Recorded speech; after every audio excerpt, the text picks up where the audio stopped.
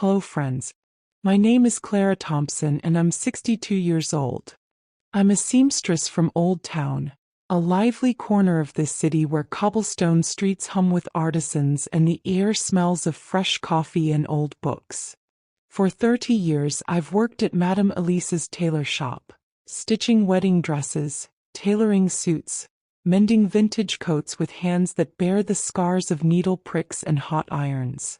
My back aches from hours bent over a sewing machine, my fingers are calloused, but every stitch I've sewn has been a thread toward my dream, a home of my own. Tonight I want to tell you how I fought for that dream, how I almost lost it to the people I loved most, and how I learned that sometimes choosing yourself means standing alone. So, grab a cup of tea, settle in, and let me share my story. I was widowed at 45 when my husband, Thomas, died in a car accident. He was a quiet man, a carpenter who built our life with steady hands but left me with more memories than money. After his death, I stayed in a cramped rental apartment, paying $600 a month to a landlord who never fixed the leaky faucet or the creaky floors. I raised my younger sister, Elena, 10 years my junior after our parents passed. She was always the dreamer, chasing glamour, flitting from one failed venture to another, always needing a loan to get back on her feet. I gave her $1,000 for a fashion startup that never launched, $500 for a car repair, $200 for rent. A sister doesn't charge interest, I told myself, but deep down I knew my generosity was her safety net. My dream was simpler. A home where I could sew in peace, where I could paint the walls any color I wanted, where I could create without someone else's rules. For 30 years I saved every penny. Tips from happy brides, extra hours hemming prom dresses, skipping new clothes or dinners out. I hid my savings in a tin box under my mattress, $40,000 built coin by coin, each dollar a story of sacrifice. 2 years ago at 60, I bought my sanctuary, a second-floor walk-up in Old Town with tall windows and hardwood floors. It wasn't fancy. 2 bedrooms, a cozy kitchen, a living room I turned into my sewing studio. I painted the walls lavender, hung sheer silk curtains I sewed myself, and filled the space with treasures.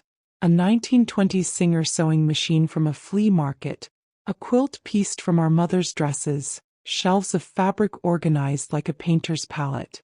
The east-facing windows caught the morning light, perfect for sketching designs over coffee.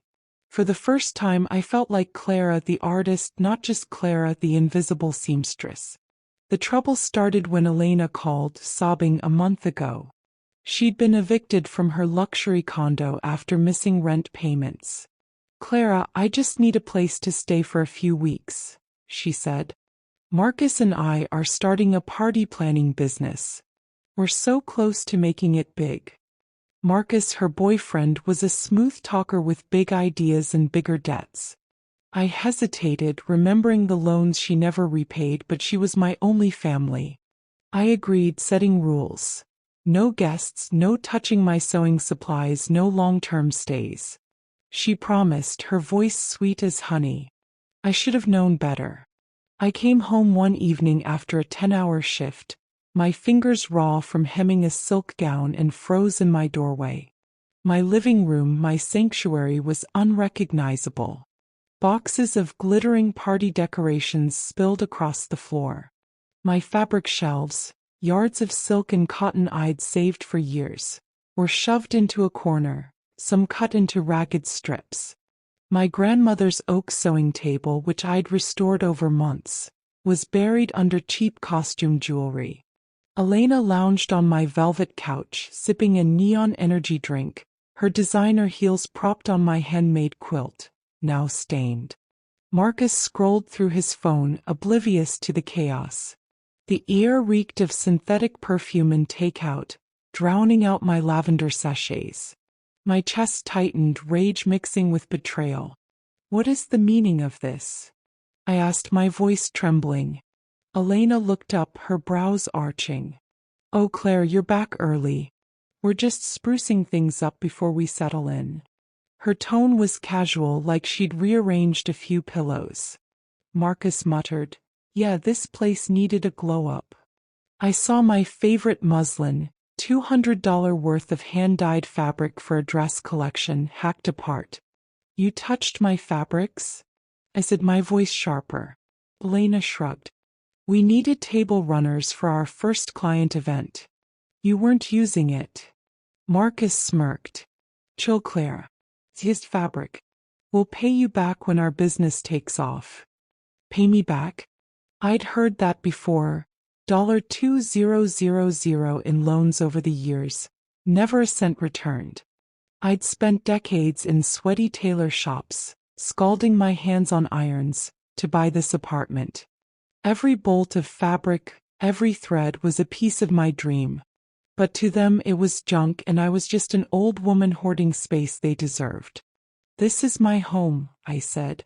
"You said a few weeks, not this." Elena sighed, her smile patronizing. "Clara, don't be dramatic. This place is too big for you. You're retired, right? Time to downsize." Retired? I still worked 40 hours a week, my hands as nimble as ever, my order book full. But to Elena, my life was irrelevant. Over the next week it got worse. They invited clients to tour my apartment, calling it their business headquarters. They moved my sewing machines to the cramped guest room, replacing them with a folding table for their tacky props. They plastered my lavender walls with posters advertising Elena's elegant events.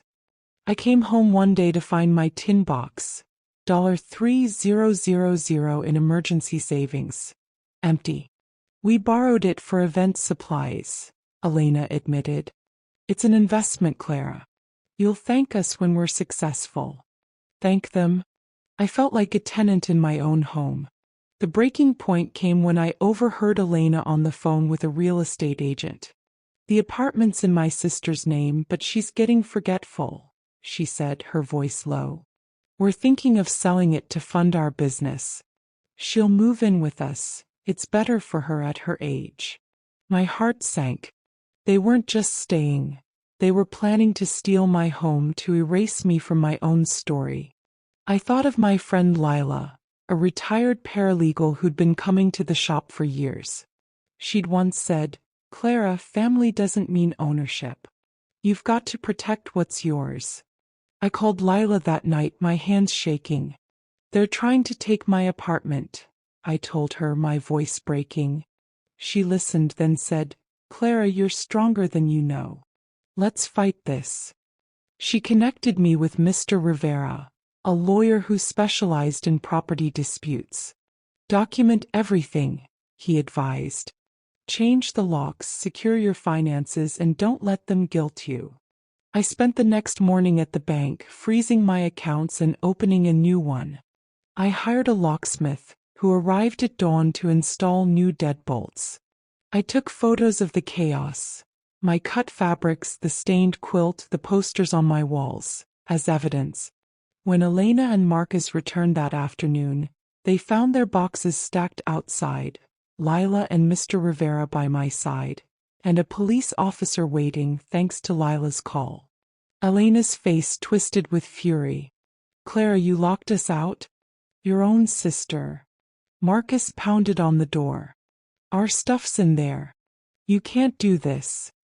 I stood tall, my voice steady for the first time in weeks. "This is my home. You moved in without permission, ruined my things, stole my money. You're not welcome here." Elena tried tears, her old trick. "Clara, how could you? We're family.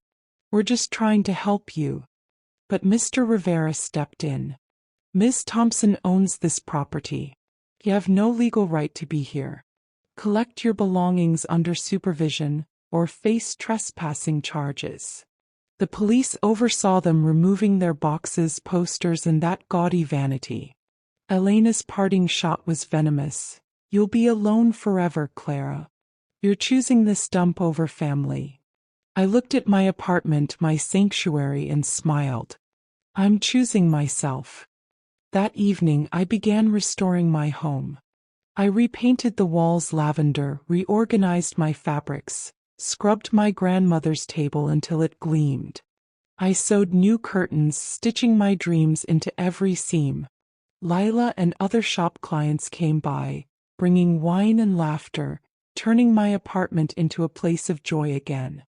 I started a sewing class for neighborhood kids, teaching them to stitch their own stories. Elena sent angry texts, but I didn't respond. I was done being her safety net. I've learned something at 62. Family isn't a blank check for abuse.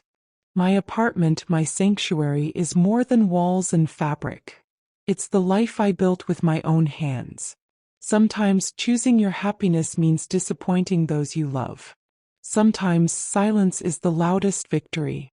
I sit by my window now, the morning light spilling over my sketchbook, and I feel free. My needle moves through silk, my heart beats steady, and no one can take that from me. Did you like my story? I'm sharing it from my little apartment in Old Town, where the light still pours through my windows. Where are you listening from? Let's meet in the comments. If this story touched you, your support means the world. Maybe a kind word or a super thanks to keep these stories coming. I can't wait to hear your thoughts. There's more where this came from. Check out the other tales on my channel and don't forget to subscribe. With love and respect, Claire.